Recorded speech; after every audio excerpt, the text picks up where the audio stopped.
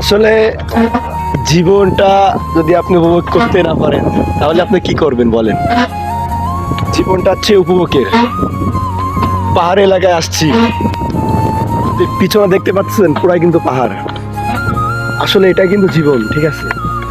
জীবনে যদি আপনি কিছু করতে চান তাহলে আপনাকে ঘুরতে হবে। আর আপনি যদি ঘুরতে না চান তাহলে কিন্তু কিছুই আপনি চোখেও দেখবেন না। এজন্য আপনাকে সবসময় জীবনটাকে উপভোগ করতে হবে। আসলে জীবন তো ক্ষণিকের, ক্ষণিকের জীবনটা কিন্তু আপনাদের উপভোগ করে চলতে হবে। সুখ দুঃখ শান্তি এটা নিয়ে একটি জীবন গড়তে হয়।